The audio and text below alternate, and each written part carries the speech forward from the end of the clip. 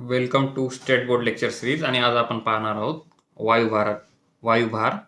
वायुभाराबद्दल आपण आज सर्व संकल्पना जाणून घेणार आहोत. तर बघा, वायुभार सर्व घटकांप्रमाणे हवेला सुद्धा वजन असते. हवा हलकी असली तरी सुद्धा हवेला वजन असते, पण ते जाणवत नसते.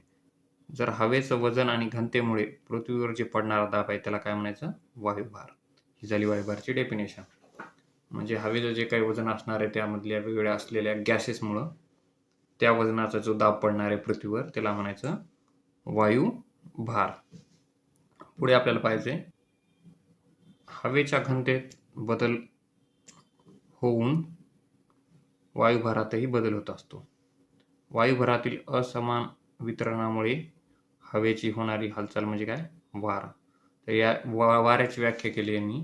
वायुभारातील असमान वितरणामुळे हवेची होणारी हालचाल म्हणजे काय? तर वारा होय. आणि खाली वायुभार म्हणजे हवेमुळे भूपृष्ठावर निर्माण होणारा दाब किंवा भार होय. हेच आपण वर बघितले, पृथ्वीवर पडणारा दाब कशामुळं? गॅसेसमुळं, हवेमुळं. त्याला म्हणायचं वायुभार. तर आता हा चॅप्टर बघताना आपल्याला बघा एक 2 संकल्पना आहेत त्या लक्षात ठेवायच्या. ह्या 2 संकल्पना आता विसरायच्याच नाही. या 2 संकल्पनेवरच इथून पुढचा पुरा चॅप्टर अवलंबून आहे. या 2 संकल्पना कोणत्या आहेत? तर बघा, एक गोष्ट लक्षात ठेवा, वार हे जास्त वायुभाराकडून कमी वायुभाराकडे वाहणार. जास्त वायुभाराकडून वारे कुठे वाहणार? कमी वायुभाराकडे वाहणार. ठीक आहे. आणि दुसरी एक गोष्ट इथं अशी लक्षात ठेवायची की जर तापमान वाढलं तर वायुभार काय होणार? कमी होणार. म्हणजे इनव्हर्सली प्रोपोर्शनल. जर तापमान वाढलं तर वायुभार हा कमी होणार, आणि जर तापमान कमी झालं तर वायुभार हा वाढणार. तापमान जर कमी झालं तर वायुभार वाढणार. ह्या 2 गोष्टी लक्षात ठेवायच्यात. ह्या 2 गोष्टीवरच पूर्ण इथून पुढचा चॅप्टर अवलंबून आहे. तर आपण काय म्हणत होतो? वारे हे जास्त वायुभाराकडून कमी वायुभाराकडे वाहणार. आणि दुसरी गोष्ट अशी की तापमान आणि वायुभार यातला संबंध काय? वायुभार हा तापमानाशी इनव्हर्सली प्रोपोर्शनल. म्हणजे जर तापमान वाढलं तर वायुभार कमी होणार, आणि तापमान जर कमी झालं तर वायुभार वाढणार. ह्या 2च गोष्टीवर पूर्ण हा पुढचा चॅप्टर डिपेंड आहे. ह्या 2 गोष्टी नोट डाऊन करून घ्या आणि लक्षात ठेवा. तर पुढे आपल्याला पाहायचंय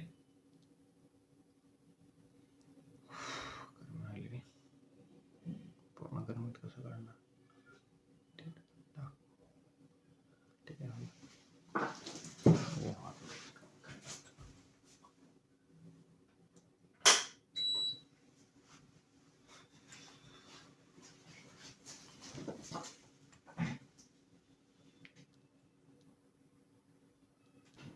नंतरचा पॉईंट बघा. हा पॉईंट फार महत्त्वाचा आहे की समुद्र सपाटीला सरासरी वायुभार हा किती असतो? हा वारंवार परीक्षेला प्रश्न येऊन गेलेला आहे.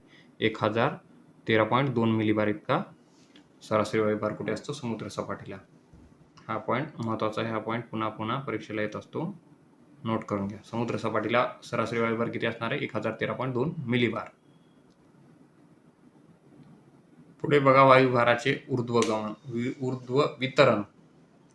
ऊर्ध्वचा अर्थ काय होतो? वर. ऊर्ध्व म्हणजे वर. तर काय म्हणतात या ठिकाणी? वायुभार हा समुद्र सपाटीजवळ सर्वाधिक असतो व उंचीनुसार वायुभार दर 300 मीटरला 34 मिलीमीटर इतका कमी होत असतो. म्हणजे जशी उंची वाढणार तसा वायुभार हा कमी होणार. उंचीनुसार हवा ही अधिक विरळ होत असते. जसं उंचीवर गेलात तुम्ही पर्वताच्या, तर तिथं ही हवा विरळ असणार. त्यामुळे आपण बघितलं की तापमान सुद्धा उंचीवर कमी होणार. तापमान हे इनव्हर्सली प्रोपोर्शनल कशाला आहे? खाली आपण सांगितले की वायुभाराला. तर मग आपण मागच्या पॉईंट्समध्ये पाहिलं की तापमान हे कमी आहे पर्वतावर जसं वर जाऊ, मग तसं वायुभार हा कमी कमी होत जाणार व जमिनीलगत तापमान जास्त असल्यामुळे वायुभार हा कमी असणार. ठीक आहे. या ठिकाणी हे रिलेशन नका लक्षात ठेवू की फक्त एवढंच लक्षात ठेवू, उंचीनुसार हवेचा दाब कमी होत जाणार आहे. दर 300 मीटरला किती कमी होत जाणार? 34 मिलीबार एवढा. 34 मिलीबार एवढा दर 300 मीटरला वायुभार हा कमी होत जाणार. तर जसं जसं तुम्ही जमिनीवरून वर गेला तर वायुभार हा कमी होत जाणार. दर 300 मीटरला किती कमी होणार? 34 मिलीबार इतका. त्यामुळे वायुभार सुद्धा कमी होत असतो. उंचीवर का कमी होत असतो? कारण हवा ही जास्त विरळ असते, दाट नसते. जर समुद्र सपाटीला जर पाहिलं तर लगेच समुद्राला लागून किंवा जमिनीला तर ही हवा ही दाट असते, कारण ती हवा सुद्धा डेन्सली पॅक्ड असल्यामुळे ते दाट असणार. तर इथं हे सांगता येईल की कारण वरच्या सर्व स्तरांचा दाब कुठं पडत आहे? सर्वात खालच्या स्तरांवर. हवेचा दाब जे वरच्या स्तरांचे सर्व दाब जे आहे ते खालच्या स्तरावर पडणार. त्यामुळे समुद्र सपाटीजवळ हा वायुभार जास्त असणार. समुद्र सपाटी म्हणजे असं समुद्राला लागून या ठिकाणी लागलीच समुद्राला असणारा वायुभार जास्त असतो. आणि जसं वर गेलं तसं 34 मिलीबार एवढा 300 मीटरला कमी होणार. तर आता पुढं बघा वायुभाराचे क्षितिज समांतर वितरण. तर क्षितिज समांतर म्हणजे आता आपल्याला आडव्या लाईन्सला पाहायचं की हे आपण मगाशी वरच्या साईडला वायुभार कसा ट्रेंड पाहिला वायुभारचा, तर आपल्याला खालच्या साईडला म्हणजे आडव्या साईडला म्हणजे क्षितिज समांतर अशा वितरण. म्हणजे समजा एखादा पॉईंट पृथ्वीचा हा, तर इकडून इकडे आणि ह्या इकडून इकडे वायुभार कसा बदलत जातो ते आपल्याला या ठिकाणी आता बघायचं आहे. पुन्हा याने एक पॉईंट दिला की समभार रेषा म्हणजे समान वायुभार असलेल्या ठिकाणांना जोडणाऱ्या काल्पनिक रेषेला काय म्हणायचं? समभार रेषा. समान वायुभार असल्या की समभार रेषा. त्यानंतर आपल्याला क्षितिज समांतर हालचाली पाहिजेत. क्षितिज समांतर वायुभार कसा बदलतो? तर बघा, क्षितिज समांतर वायुभार हा असा बदलत असतो की वरील पट्ट्यांपैकी विषुववृत्तीय व ध्रुवीय पट्टे तापमानातील तफावतीमुळे मगाशी आपण एक पॉईंट पाहिला, तो पुन्हा एकदा बघा. वरतीच दाखवलं त्यांनी की काय म्हणले? जेथे तापमान अधिक तिथे वायुभार कमी असणार व जेथे तापमान कमी तिथे वायुभार हा अधिक असणार. Inversely proportional. तर पुढं बघा, पुढं आपण पाहत होतो की विषुववृत्तीय व ध्रुवीय पट्टे यांच्या तापमानातील फरकामुळे उपोष्ण कटिबंधीय व उपध्रुवीय पट्टे पृथ्वीच्या परिभ्रमणामुळे निर्माण झालेले आहेत आणि विषुववृत्तीय पट्ट्याखेरीज अन्य पट्टे उत्तर व दक्षिण गोलार्धात सारखेच आहेत. त्यामुळे इथे 7 असे वायुभाराचे पट्टे निर्माण झाले. ते कोणकोणते आता पाहिजेत. आता हेच आपल्याला क्षितिज समांतर पट्टे पाहिजे होते की कोणकोणते आहेत. हे फार महत्त्वाचे आहेत बघा, क्षितिज समांतर पट्टे. तर या ठिकाणी क्षितिज समांतर पट्टे दाखवले 7 प्रकारचे. जर आपण पाहिलं तर हा झाला विषुववृत्तीय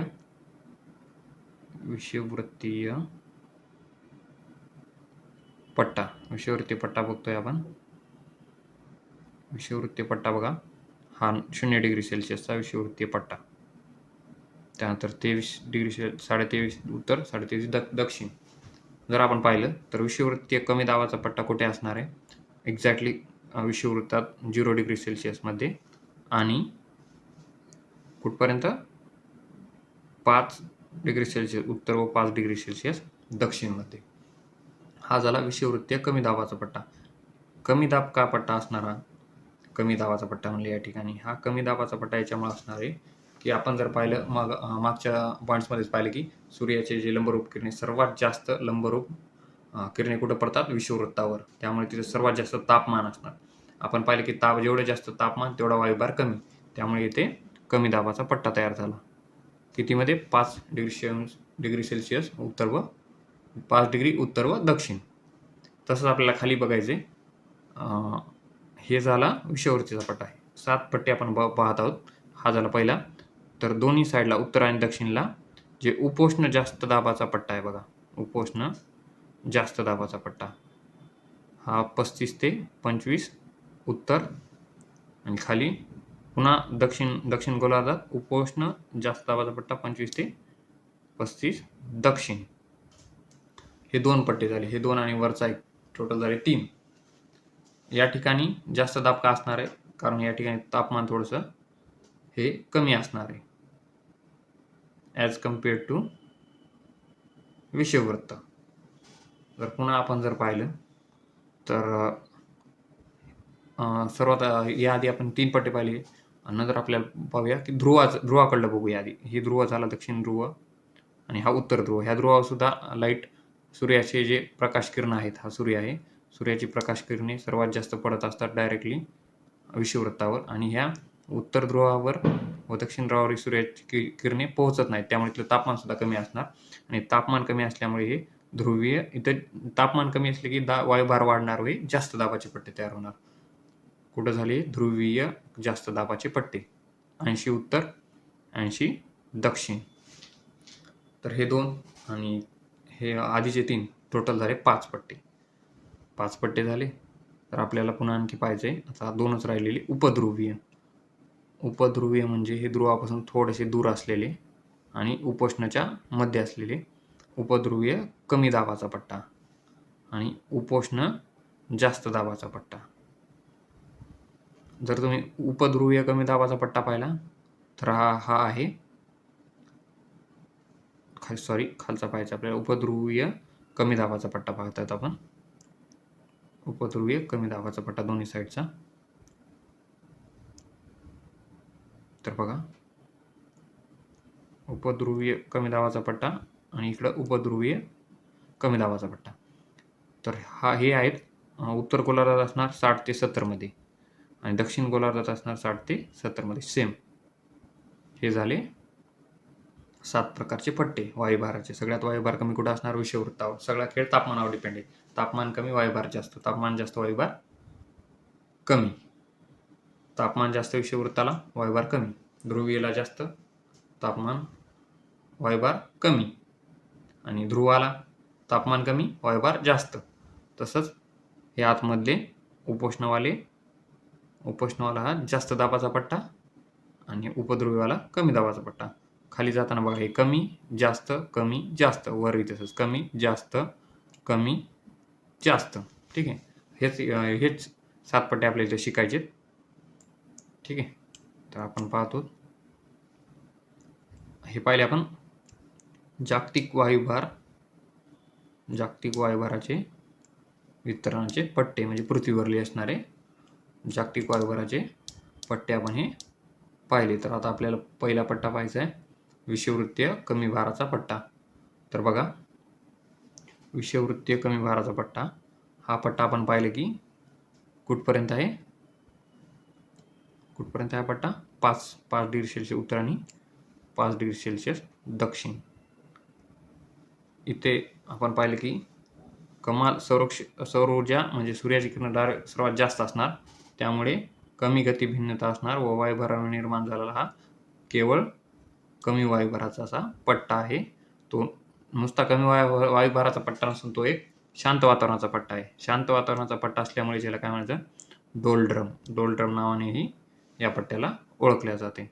डोलड्रम विचारल्या जाते की डोलड्रम कोणत्या पट्ट्याला म्हणायचं? कमी भाराचा विषुववृत्तीय पट्टा हा आहे डोलड्रम. त्यानंतर बघा, सामान्यतः भूपृष्ठीय वारे येथे भूपृष्ठीय वारे नसतात, परंतु त्यांच्या दोन्ही सीमेवर हवेचे ऊर्ध्वगामी असे प्रवाह निर्माण होत असतात. ह्या विषुववृत्तीय पट्ट्यावर सहसा तर भूपृष्ठीय वारे नसणार आहेत. भूपृष्ठीय वारे आपल्याला पुढे पाहिजेत. त्यानंतर या पट्ट्यात जर आपण पाहिलं तर उत्तर गोलार्धातील उपोष्ण कटिबंधीय जास्त वायुभार पट्ट्याकडून ईशान्य पूर्वीय वारे, तर तशाच रीतीने दक्षिण गोलार्धातून आग्नेय पूर्वीय वारे परस्परांना मिळत असतात. असे दोन्ही पूर्वीय वारे आपल्याला बघायचे पुढं. वारे शिकायचे आपल्याला पुढे. सध्या फक्त एवढंच लक्षात ठेवा की हे दोन्ही प्रकारचे जे पूर्वीय वारे आहेत, ईशान्यवाले आणि आग्नेयवाले, दोन्ही गोलार्धातून येणारे, हे एकमेकात या ठिकाणी विषुववृत्ताच्या जवळ मिळत असतात. या ठिकाणी असे इकडून येणार दक्षिणातून आणि उत्तरकडून आणि दक्षिणकडून येऊन इथे या ठिकाणी या विषुववृत्ताच्या जागी ते भेटत असतात.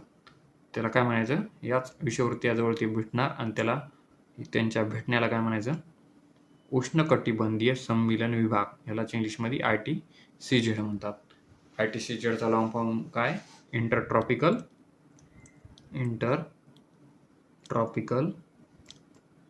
कॉन्व्हर्जंट झोन म्हणायचं याला, कॉन्व्हर्जंट झोन. ठीक आहे, इंटरट्रॉपिकल कॉन्व्हर्जंट झोन, कारण इथं आग्नेय पूर्वेवारी आणि ईशान्य पूर्वेवारी एकमेकाला येऊन विषुववृत्ताच्या जागी मिळणार. तर पुढं बघा, त्यांच्या केंद्रित होण्याने वातावरणात ऊर्ध्वगामी प्रवाह निर्माण होत असतात. ऊर्ध्वगामी म्हणजे असे वर जाणारे. हे ऊर्ध्वगामी प्रवाह या पट्ट्यातील सर्वाधिक सौरशक्ती, यामुळे विषुववृत्ताच्या पट्ट्यात वायुभार हा कमी असतो. वायुभार कमी असणार कारण तापमान जास्त आहे. तर ऊर्ध्वगामी प्रवाह व उत्तर आणि दक्षिणेकडून येणारे उष्णकटिबंधीय पूर्वीय वारे यांच्या प्रभावामुळे इथे दररोज अभिसरण प्रकारचा पाऊस पडत असतो. अभिसरण प्रकारचा पाऊस कसा असतो ते सांगतो थोडक्यात.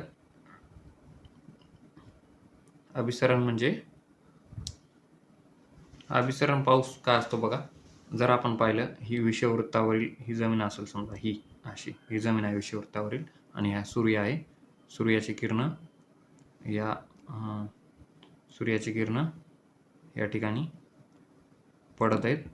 कशावर, या विषुववृत्तावर सर्वात जास्त हा सूर्य आहे. ठीक आहे, याची किरणं सर्वात जास्त या विषुववृत्तावर पडत असतात. इथली जी हवा आहे, ही हवा येणारी अशी सगळी पण हवा येणार, ही गरम हवा असणार अत्यंत, आणि ह्या हवी लगेच वर जाणार. अशी ऊर्ध्वगामी प्रवाह आपण पाहिले की वर जात असते. ऊर्ध्वगामी प्रवाह होणारे हवेचे, आणि या ठिकाणी ह्या लगेच इथं या वरच्या वातावरणात थोडंसं थंड वातावरण असल्यामुळे ही हवा लगेच गार होणार. गार झाली हवा की लगेच या ठिकाणी पाऊस पडत राहणार. या पावसाला म्हणायचं अभिसरण प्रकारचा पाऊस. हा कुठं पडत असतो, विषुववृत्तीय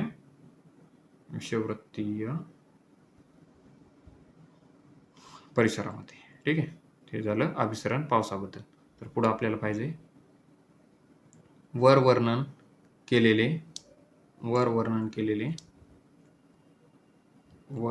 केलेले आंतर उष्णकटिबंधीय संमेलन म्हणजे ITCZ याचे स्थान हे स्थिर नाही, या विभागात स्थिर नाही. ऋतूनुसार हा पट्टा विषुववृत्ताच्या उत्तरेस किंवा दक्षिणेस स्थलांतर होत असतो. जर उन्हाळा असला तर उन्हाळ्यात हा पट्टा उत्तर गोलार्धात, जर उन्हाळा असला तर उत्तर गोलार्धात सरकणार, उत्तरेकडे सरकणार थोडासा. जर दक्षिणेकडे असला तर दक्षिणेकडे हा सरकत असतो. जिकडं उन्हाळा असला, तापमान जास्त असलं, तिकडं हा सरकणार. उन्हाळा उत्तरला असला उत्तरेला सरकणार, दक्षिणेला असला दक्षिणेकडे सरकणार. हे थोडक्यात झालं ITCZ बद्दल. हे थोडक्यात आपण आता पाहिलं की ऊर्ध्वगामी हवा कशी असते. या ठिकाणी बघा, विषुववृत्तावर तापमान हे जास्त असल्यामुळं हवा ही खालून जमिनीकडे वर जाणार. ऊर्ध्वगामी वरच्या साईडला, ह्या दोन्ही दिशेने आपण पाहिली, वरच्या साईडला जाऊन अभिसरण पाऊस पडत असतो. आणि तेच जर आपण थंड प्रदेशामध्ये पाहिलं, 25 ते 35 डिग्री सेल्सिअसमध्ये, ही हवा वरून खाली जाणार, कारण खाली तापमाने कमी आहे म्हणून वायुभार हा खालच्या दिशेने जास्त असल्या कारणाने वरून ही हवा अशी खाली जाणार. याला म्हणायचं अधोगामी म्हणजे खाली, आणि ऊर्ध्व म्हणजे वर. तर पहिला पट्टा झाला आपला. आता आपल्याला दुसरा पट्टा पाहिजे. दुसरा पट्टा बघा, उपोष्णकटिबंधीय जास्त वायुभाराचा पट्टा. आपण पाहिलं की 25 डिग्री सेल्सिअस उत्तर आणि 25 डिग्री सेल्सिअस 25 ते 35 डिग्री उत्तर व 25 ते 35 डिग्री दक्षिण, अशा पट्ट्याला काय म्हणायचं, उपोष्ण कटिबंधीय जास्त वायुभाराचा पट्टा. जास्त वायुभाराचे पट्टे निर्माण होत असतात. हे पट्टे पृथ्वीच्या परिवलनाची गती भिन्नता व अधोगामी शीत प्रवाह हवेच्या प्रवाहामुळे हे पट्टे तयार होत असतात. आपण या ठिकाणी लगेच पाहिलं की जे अधोगामी प्रवाह कुठे तयार होते, 25 ते 35 अक्षवृत्तामध्ये. हे वरून खाली जाणार. का खाली जाणार, तर शीत हवेच्या प्रभावामुळे, कारण खाली वायुभार जास्त असल्यामुळे, आणि परिवलनाची गती भिन्नता. तर नंतर पुन्हा बघा की या पट्ट्यांना काय म्हणतात, शांत पट्टे किंवा अक्षवृत्ते असे म्हणतात.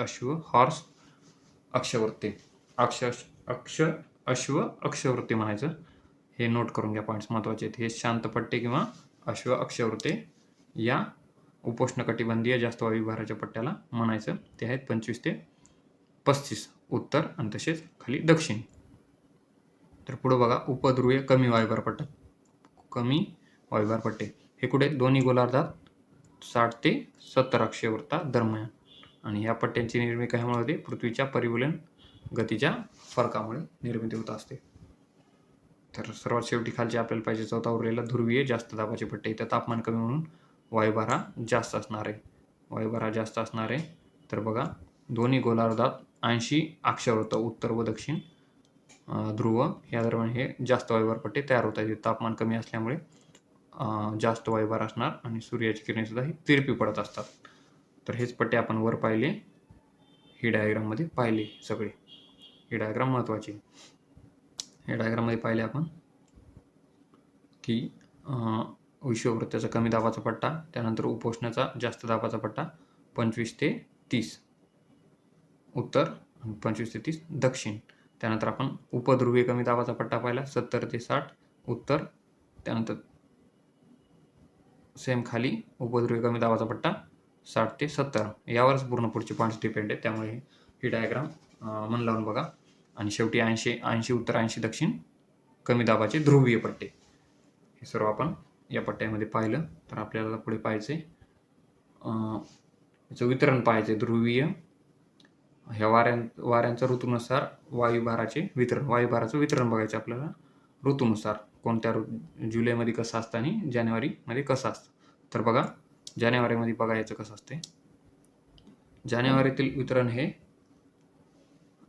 वायुभाराचे वितरण हे दक्षिण गोलार्धात या काळात उन्हाळा असल्यामुळे तेथे कमी वायुभार असतो. तापमानाशी संबंध असल्यामुळे आपण मगाशी पाहिले की थेट संबंध वायुभाराचा कसे आहे? तापमानाशी. तापमान कमी, वायुभार जास्त. तर मकर वृत्तावर सूर्यकिरणे लंब पडत असतात. त्यामुळे दक्षिण ध्रुवात तापमान हे जास्त असणार, कारण तिथे लंबरूप किरणे राहिले. त्यामुळे तिथं असणार उन्हाळा. आणि उन्हाळा असल्यामुळे तिथं वायुभार सुद्धा हा जास्त असणार.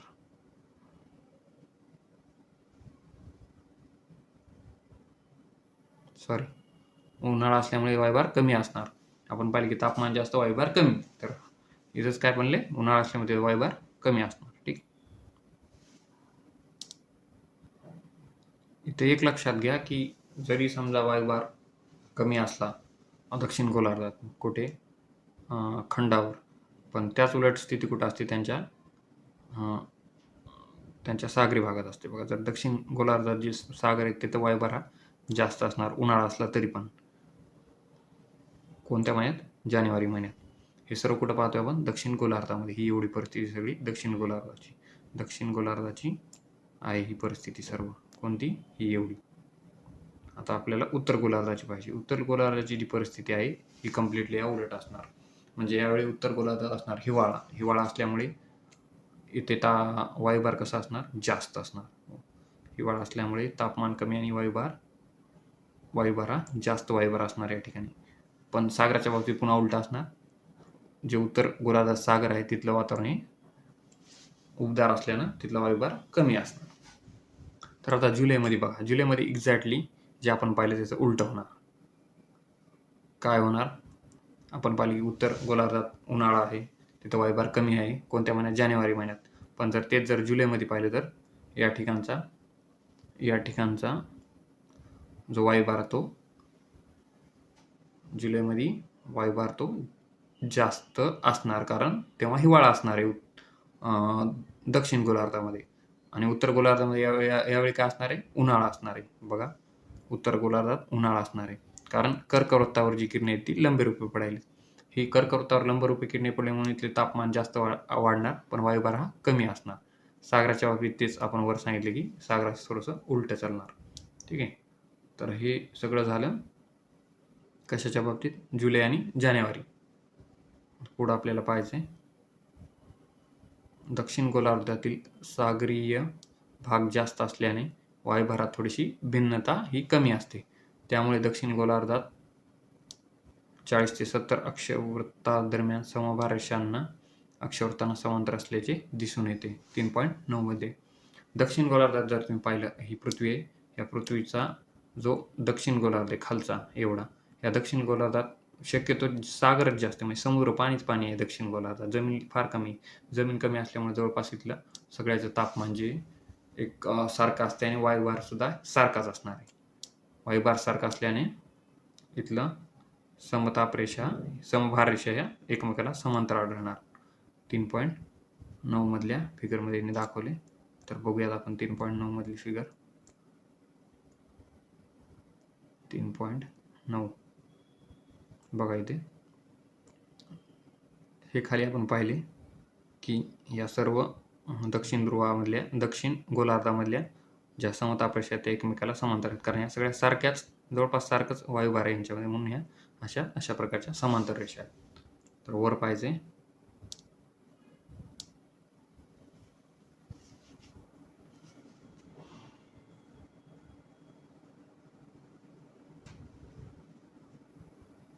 आता सर्व आपण पाहिलं वायुभाराबाबतीत. आता आपल्याला पाहायचंय मेन पॉइंट्स आपला वारे. वाऱ्याची डेफिनेशन बघा, वाऱ्याची व्याख्या काय. जास्त वायुभार प्रदेशाकडून कमी वायुभार प्रदेशाकडे होणारी हवेची क्षितिज समांतर हालचाल म्हणजे वारे होय. कोणती हालचाल? क्षितिज समांतर हालचाल म्हणजे वारे होय. क्षितिज समांतर हालचालीला काय म्हणायचं? वारा. आपण पाहिले की 2 पॉईंट्स फार हे पुन्हा लक्षात ठेवायचे की वारे हे जास्त वायुभाराकडून कुठे वाहणार? कमी वायुभाराकडे वाहत असतात. तर पुढे हेच बघायचं आपल्याला. ह्या 2च पॉईंट्सवर पुढचे चॅप्टर सुद्धा अवलंबून आहेत. पूर्ण चॅप्टरचा हवामान पूर्ण यावरच अवलंबून आहे. तर बघा, वाऱ्यांचे वर्गीकरण. आपल्याला वाऱ्यांचे प्रकार पाहायचे आहेत. वाऱ्यांचे प्रकार खाली यांनी डायग्राममध्ये दाखवलेत. ते अशा प्रकारे आहेत. वारे बघा, वारे 2 टाईप्स कोणते? ग्रहीय वारे आणि प्रादेशिक वारे. त्यामध्ये ग्रहीय वाऱ्यामध्ये कोणते 3 प्रकार? पूर्वीय वारे, पश्चिमी वारे आणि ध्रुवीय वारे. आता हे वाऱ्यांचे नावं कसे पडले बघा, पूर्वीय, पश्चिम आणि ध्रुवीय. तर एक गोष्ट लक्षात घ्या, वाऱ्यांचे नावं कशाने पडतात? ज्या दिशेकडून वारं सुरू झालं त्या दिशेवरून त्याचं नाव पाडायचं. समजा पूर्वीय वारे म्हणजे कोणते वारे असतात? पूर्व दिशेकडून सुरू होणारे, म्हणजे पूर्व दिशेकडून त्याची सुरुवात होणार. पश्चिमला तसंच, पश्चिमेकडून. आणि ध्रुवीय म्हणजे ध्रुवापासून सुरू होणारे वारे हे ध्रुवीय वारे. जिथून सुरू झाले तिथून त्या दिशेचं किंवा स्थानाचं त्यांना नाव द्यायचं. तर पहिला टाईप पाहायचा आपल्याला ग्रहीय वारे. ग्रहीय वारे हा पहिला टाईप पाहायचा आहे. तर बघा, ग्रहीय वारे नेमके काय असतात? ग्रहीय वारेची डेफिनेशन दिली. ग्रहीय वारे हे भूपृष्ठावर वर्षभर जास्त वायुभाराकडून कमी वायुभाराकडे वाहणाऱ्या वाऱ्यांना ग्रहीय वारे म्हणतात. ग्रह म्हणजे भूपृष्ठ, भूपृष्ठावरून वाहणाऱ्या वाऱ्यांना काय म्हणायचं? ग्रहीय वारे. हे वारे असे नियमित असतात. नियमित वारे म्हणजे वर्षभर वाहणार. या वाऱ्यांचे पुन्हा खाली 3 प्रकार पडतात. ग्रहीय वाऱ्यांचे 3 प्रकार खाली पाहिले, पश्चिम, पूर्वीय आणि ध्रुवीय. तर पूर्वीय वारे कोणकोणते असतात बघा. पूर्वीय वारे म्हणजे नेमके काय? याचा पहिला प्रकार पूर्वीय वारे. उपोष्णकटिबंधीय जास्त वायुभार पट्ट्याकडून विषुववृत्ताच्या कमी वायुभार पट्ट्याकडे वाहणारे, वर्षभर नियमित वाहणारे वारे म्हणजे पूर्वीय वारे. पूर्वीय वारे नेमकं काय असतात ते बघा. या ठिकाणी वाऱ्यांची एक डायग्राम दिली. या ठिकाणी ही वाली डायग्राम पहा.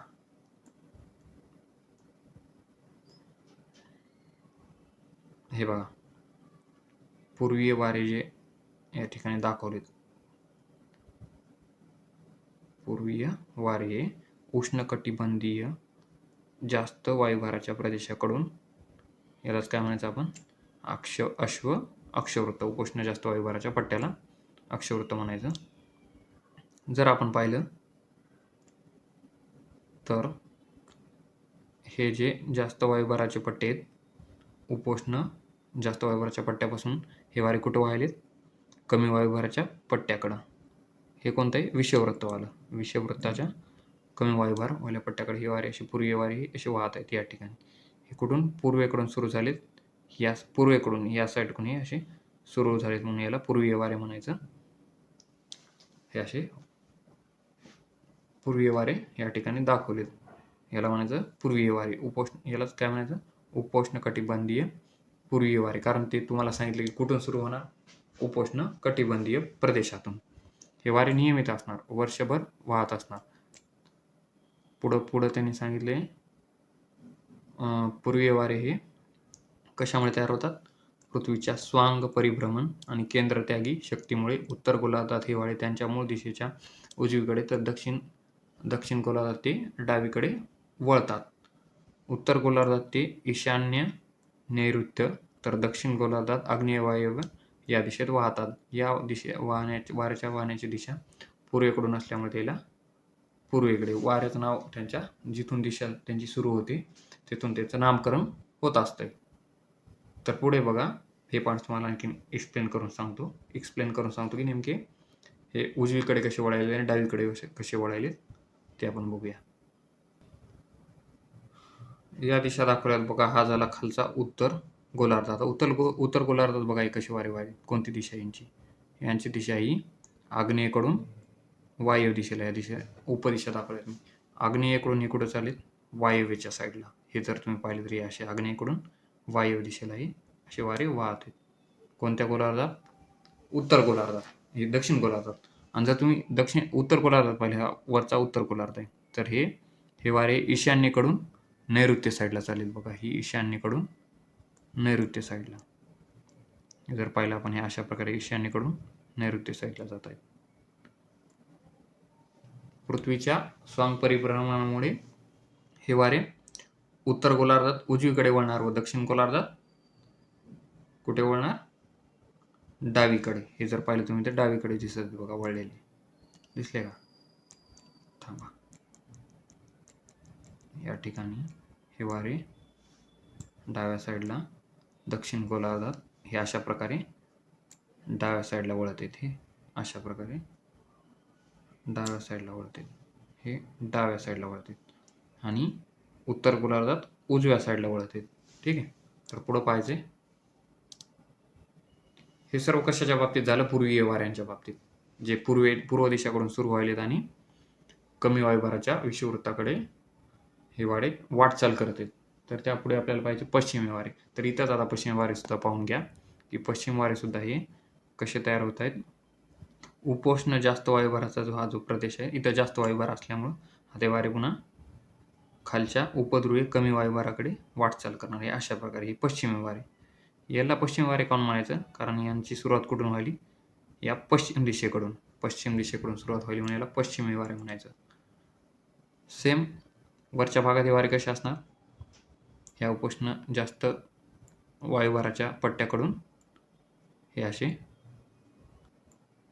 उपध्रुवीय कमी वायुभाराच्या पट्ट्याकडे. जर आपण पाहिलं तर पश्चिमी वारे हे उत्तर गोलार्धात कसे उत्तर गोलार्धामध्ये कशा प्रकारे हालचाल करत आहेत?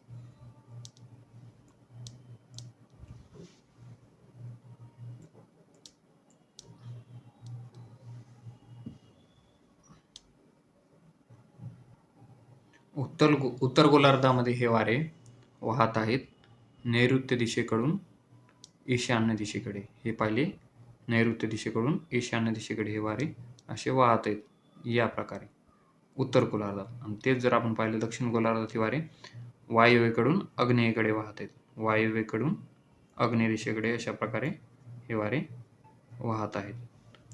पुढं बघा, आपण पाहिलं की जे वारे दोन्ही गोलार्धात उपध्रुवीय कमी दाबाच्या पट्ट्याकडे कुठून वाहत आहेत? उपोष्ण कटिबंधीय जास्त दाबाच्या पट्ट्याकडून वाहत आहेत. तर आपण पुढं पाहिलं तर मगाशी आपण पाहिलं की हे वारे उत्तर गोलार्धात कसे वाहत आहेत? नैऋत्येकडून ईशान्येकडे व दक्षिण गोलार्धात वायव्येकडून आग्नेय दिशेने वाहते. दोन्ही गोलार्धात त्यांची वाहण्याची दिशा पश्चिमेकडून असल्यामुळे त्याला म्हणायचं पश्चिमी वारे. तर दक्षिण गोलार्धात उत्तर गोलार्धाच्या तुलनेत हे वारे, पश्चिमी वारे नियमित व अधिक वेगाने वाहत असतात. का वाहत असतात? कारण त्यांना कोणत्याही भूमिखंडाचा अडथळा नसल्याने. हे वारे कुठे वाहणार दक्षिण गोलार्धात? 40 ते 60 डिग्रीमध्ये. कोणत्या अक्षावृत्तात? 40 ते 60. त्यानंतर बघा, या वाऱ्यांच्या होणाऱ्या आवाजावरून त्यांना वेगवेगळ्या नावाने संबोधलं जाते. काय? 40 डिग्री वाऱ्याला काय म्हणायचं? अक्षवृत्ताजवळ असणाऱ्याला गर्जणारे 40. गर्जणारे 40 हे 4 अक्षरी शब्द 40. त्यानंतर 50 अक्षवृत्तावर असणारे खवळणारे 50. 5 अक्षरी शब्द खवळणारे 50. 5, 10, 20, 30, 40, 50. आता 60 वाला जर पाहिला तर तुम्ही कर्कश 60 हा लक्षात ठेवा. 60 वाला कर्कश 60, 40 वाला गर्जणारा आणि 50 वाला खवळणारा. शेवटचा तिसरा प्रकार पाहिजे आहे. ध्रुवीय जास्त वायुभार पट्ट्याकडून उपध्रुवीय कमी वायुभार पट्ट्याकडे वाहणाऱ्या वारांना ध्रुवीय वारे म्हणायचं. उत्तर गोलार्धात त्यांची दिशा ईशान्य नैऋत्य, तर दक्षिण गोलार्धात त्यांची दिशा आग्नेय वायव्य अशी असते. हे वारे साधारणतः पूर्वेकडून असल्याने त्यांना पूर्वीय वारे सुद्धा म्हणतात. ध्रुवीय वारे हे सुद्धा एक प्रकारचे पूर्वीय वारे आहेत. ध्रुवीय वारे सुद्धा पूर्वीय वारेच आहेत.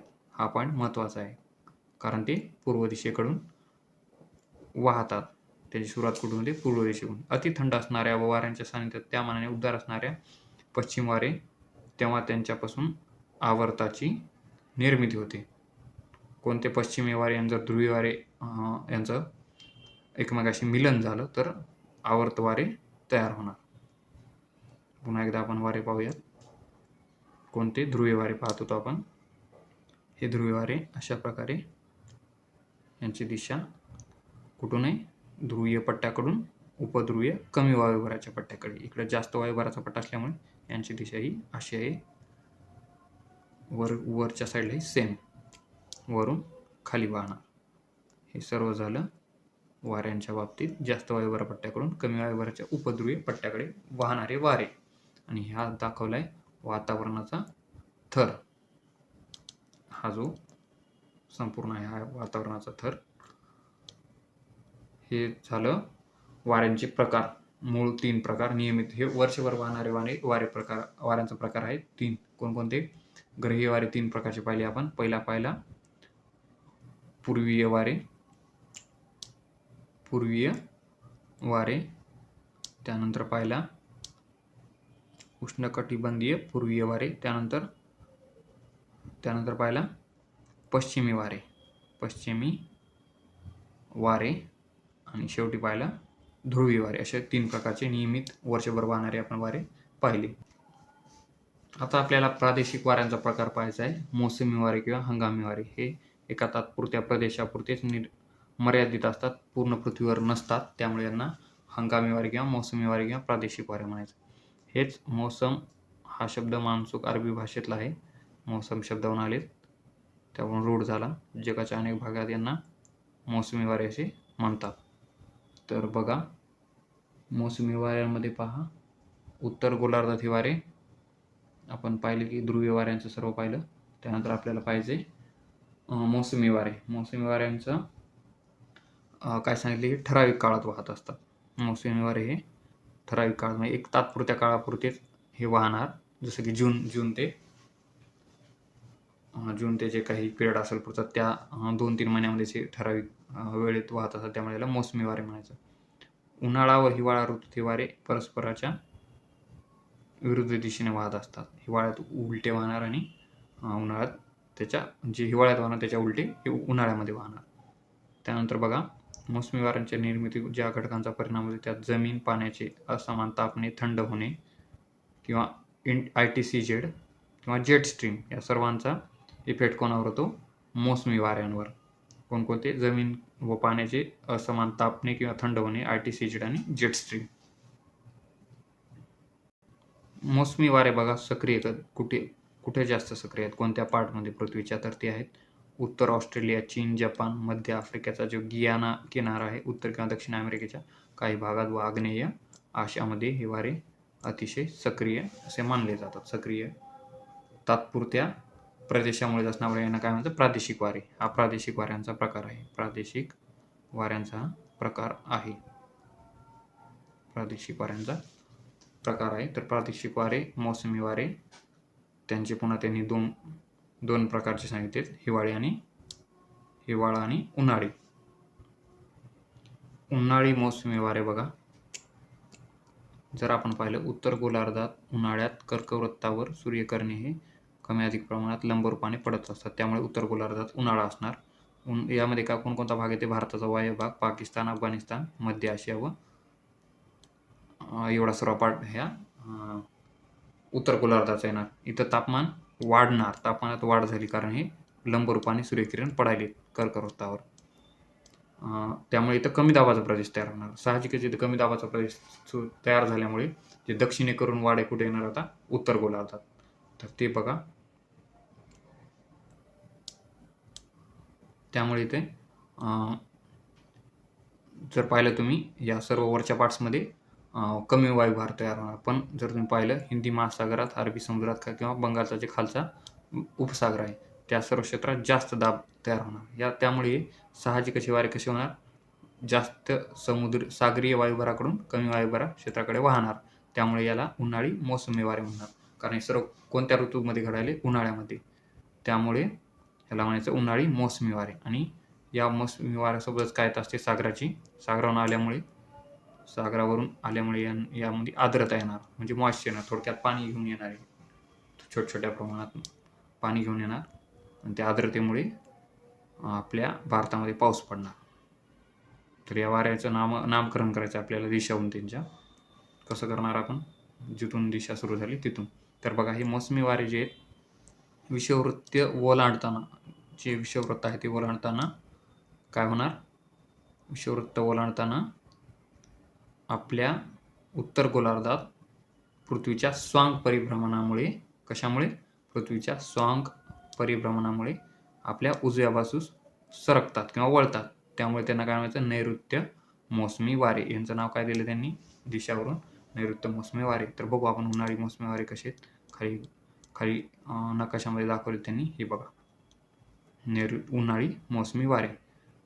उन्हाळ्यामध्ये उत्तर गोलार्धात या ठिकाणी कमी वायुभाराचा पट्टा झाला. का झाला? कारण इथं उन्हाळा आहे. त्यामुळे इथं कमी वायुभाराचा पट्टा निर्माण झाला या सर्व क्षेत्रात. तिकडच्या जवळपास इकडं जास्त वायुभार असणार.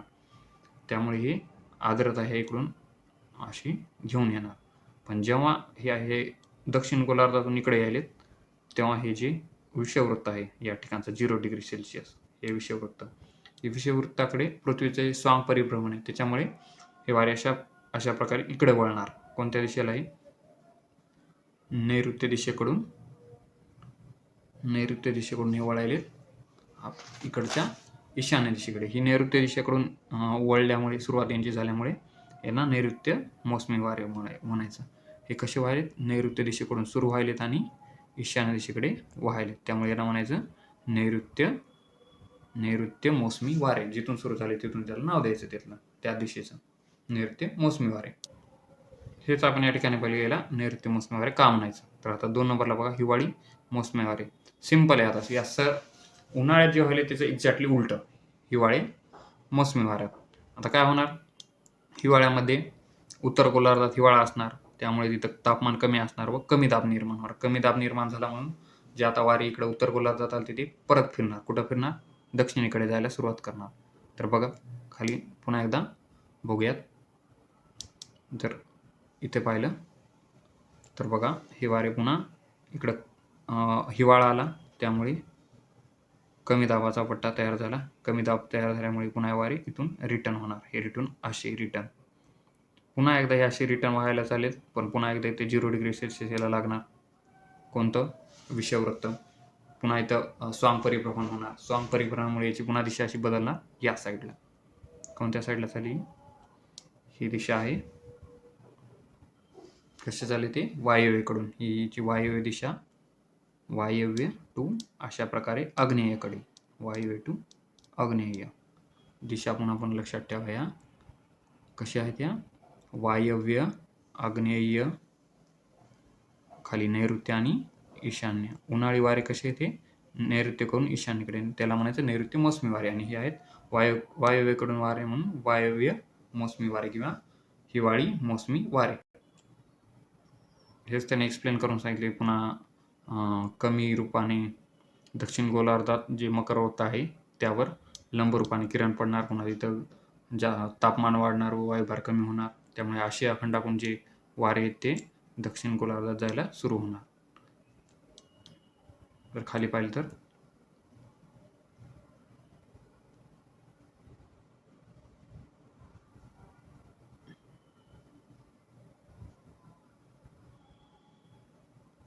पहिल्या यांची दिशा ही ईशान्येकडून सुरू व्हायली. कारण हे आपण पाहिलं की वरच्या साईडनं भारतीय खंडाकडून 0 डिग्री सेल्सिअसकडे चाललेत.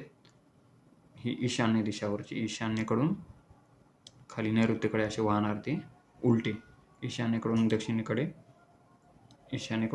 वाहणार म्हणून त्यांना ईशान्य मोसमी वारे म्हणायचं किंवा त्यांना माघारी परतणारे वारे म्हणायचं. कारण जे आपण उन्हाळ्यात पाहिले की वारे असे नैऋत्य मोसमी वारे आले होते, तेच वारे आता पुन्हा रिटर्न जायला लागले त्याच दिशेने.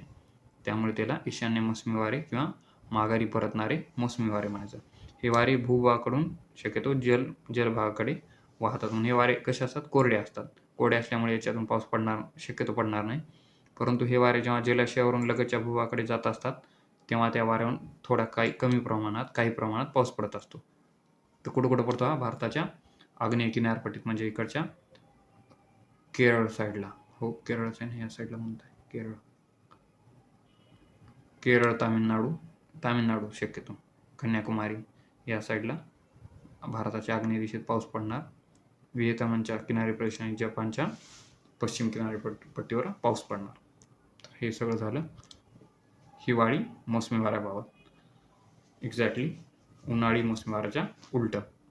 तर आता पुढं बघायचं आपल्याला महत्त्वाचे कॉन्सेप्ट, ज्यामुळं आता पूर्ण मराठवाडा तापला आहे, विदर्भ तापला आहे आणि जवळपास पुरा भारताचा आणि अखंड भारत तापलेला आहे. ते आहे एल निनो आणि ला निनो. भारत कशामुळे तापला आहे? El Nino इफेक्टमुळं.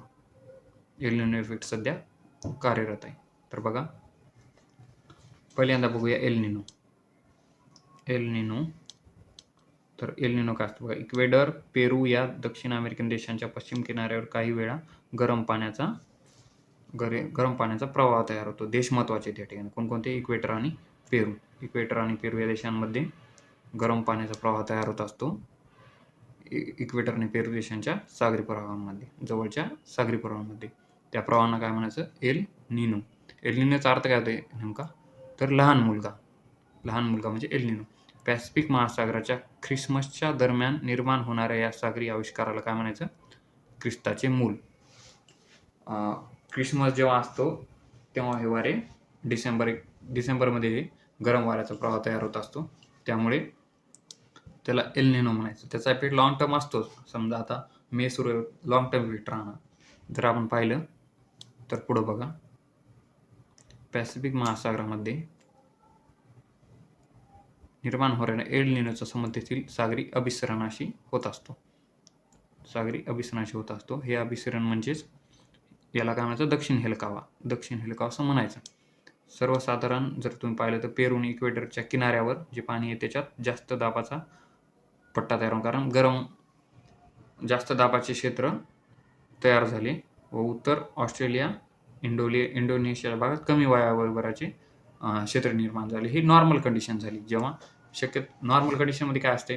पेरू इक्वेटरचा हा किनारा थंड असतो, तिथं जास्त दाब असते. पण जर एल निनो आला तर तिथं हे गरम झरे तयार झाल्यामुळे कमी वायुभार तयार होणार.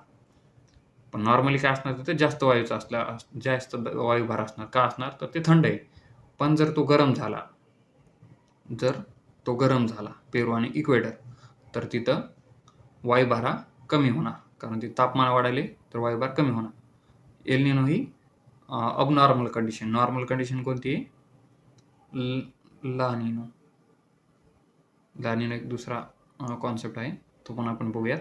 तर बघा, एल निनो बाबतीत आपण पाहतोय यामुळे काय होते?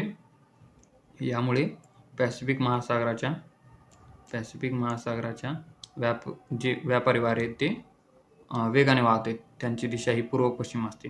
पण एल निनोचा परिणाम जेव्हा ही वरची नॉर्मल कंडिशन पाहिली होती आपण ही सगळी. पण जेव्हा एल निनो असतो तेव्हा पेरूच्या पॅसिफिक किनाऱ्यावर कमी पाऊस अवर्षण असते. दक्षिण अमेरिकेच्या विषुववृत्त भागात जोरदार पाऊस पडणार आणि मध्य पॅसिफिकमध्ये हरिकेन या वादळांच्या निर्मितीच्या घटना घडणार. याचाच परिणाम काय होणार? भारताकडे येणारे तसेच आग्नेयेकडे आशियाकडे येणारे नैऋत्य मोसमी वारे हे कुठे वळणार? हे वारे कमजोर होणार. कमजोर झाल्याने त्याचा परिणाम काय होणार? भारतात कमी पाऊस पडणार व काही वेळा ड्रॉट किंवा अवर्षण स्थितीसुद्धा भारतात निर्माण होणार. एल निनो ही फार मोठी कन्सेप्ट आहे. इथं फक्त एवढंच लक्षात ठेवा की एल निनोचा काय अर्थ होतो? एल निनो म्हणजे ख्रिस्ताचे मूल आणि त्यावेळी पेरू किंवा इक्वेडरला गरम झरे तयार होणार. तर पुढे बघा ला निनो एक दिले. ला निनोचा एक कॉन्सेप्ट आहे. ला निनो काय ॲक्च्युली? ला निनो हा स्पॅनिश शब्द आहे, त्याचा अर्थ होते लहान मुलगी. ला निनो नाही, ते ला नीना आहे. यावरूनच लक्षात ठेवा. एल निनो आणि ला निनो जर कधी कन्फ्यूज झालं तर नीना हे मुलीचं नाव आहे बघा, नीना. आणि निनो हे कोणाचं नाव असू शकते? मुलाचं असू शकते. निनो, नीना. नीना, करीना, नीना अशा प्रकारे मुलींचे नाव असतात. नीना हे जे आहे हे मुलीचं नाव आहे, त्याचा अर्थ होतो लहान मुलगी, नीना. आता ला नीनाची ही स्थिती एकदम एक्झॅक्टली एल निनोच्या बरोबर उलट असणार. आपण पाहिलं की का उलट असणार? कारण या काळात जे पॅसिफिक महासागरावरून वाहणाऱ्या वाऱ्यांचा वेग असतो हा जास्त असतो. तर मध्य व पूर्व पॅसिफिकमध्ये थंड पाण्याचे मोठ्या प्रमाणावर अभिसरण होते. ते जास्त दाबाचे पट्टे तयार होतात. आपण पाहिलं की एल निनोमध्ये जास्त दाबाचे पट्टे पेरू किंवा इक्वेडरकडे व्हायले.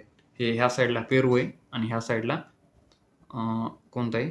मध्य किंवा पूर्व पॅसिफिक. जर ह्या सगळं पॅसिफिक आहे, तर इकडं जास्त दाबाचे पट्टे कधी तयार व्हायलेत? एल निनोमध्ये. एल निनोमध्ये जास्त दाबाचे पट्टे तयार व्हायलेत. आणि जर ला निनोमध्ये पाहिलं तर हे जास्त दाबाचे पट्टे कुठे होणार? या पॅसिफिक महासागराकडे. या सर्वांचा परिणाम काय होणार? की पॅसिफिक, अटलांटिक आणि हिंदी महासागराच्या सागरी अभिसरणावर या सर्वांचा परिणाम होत असतो. त्यानंतर ला निनोचा एक महत्त्वाचा परिणाम आहे की उपोष्ण आणि उष्णकटिबंधीय प्रदेशांच्या हवामानावर होतो. त्याचा एक परिणाम म्हणजे भारत व आग्नेय आफ्रिकात मोठ्या प्रमाणात पडणारा मोसमी पाऊस. आपल्यासाठी ला नीना हे चांगले. एल निनो आहे का? एल निनो भारतासाठी खतरा आहे. एल निनो आला की भारताची येलच लागणार. त्यामुळे लक्षात ठेवा, एल निनो हा भारतात दुष्काळ करतो व ला नीना ही लहान मुलीच्या प्रभावामुळे भारतात पाऊस पडतो.